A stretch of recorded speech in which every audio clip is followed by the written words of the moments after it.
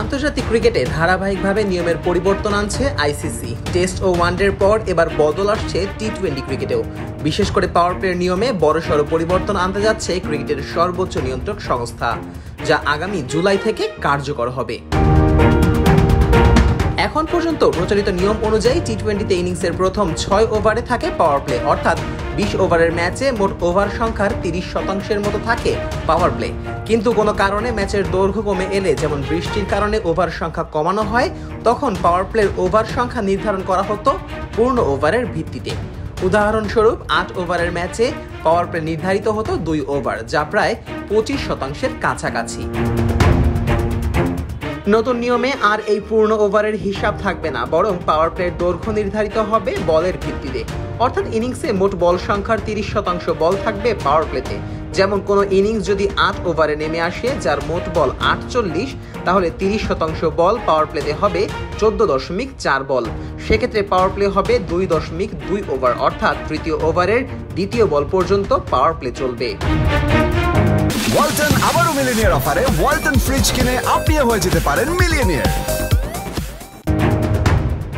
একইভাবে 9 ওভারের ইনিংসে পাওয়ার প্লে হবে 16 বলের মতো, যা প্রায় 2.4 ওভার।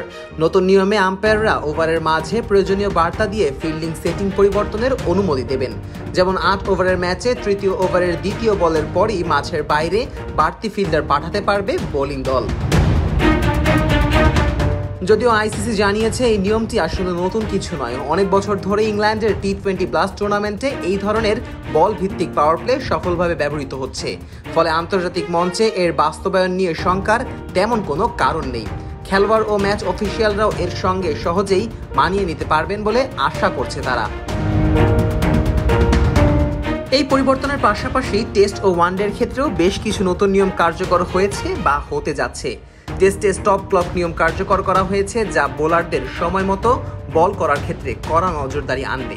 লালা দিয়ে বল পালিশের ক্ষেত্রে আর কোনো নিষেধাজ্ঞা থাকছে না। ডিআরএসে দ্বিতীয় রিভিউ অনুমোদন ও ঘরোয়া ক্রিকেটে পুরো সময়ের বদলি খেলোয়াড় ব্যবহারের নিয়মও প্রবর্তিত হচ্ছে। সাদা বলের ক্রিকেটে এসব নতুন নিয়ম কার্যকর হবে আগামী 2 জুলাই থেকে। অন্যদিকে নতুন নিয়মে আন্তর্জাতিক টি-20 ম্যাচগুলোতে পাওয়ার প্লে নিয়ে বিভ্রান্তি দূর হবে এবং ফিল্ডিং সাইড ও ব্যাটিং সাইড উভয়েরই কৌশল প্রয়োগে আরও স্বচ্ছতা আসবে বলে মনে করা হচ্ছে। অবশ্য ক্রিকেট ভক্ত সমর্থকদের চোখ থাকবে মাঠের খেলায় এই নতুন নিয়ম কতটা প্রভাব ফেলে সেটি দেখার দিকে। ধুমধারাক্কার ফরম্যাট টি-20 ক্রিকেটে ছোট এই পরিবর্তন বড় কোনো পার্থক্য করে দেবে কিনা, সেটাই এখন বড় প্রশ্ন। Nazmus Sakib, on field.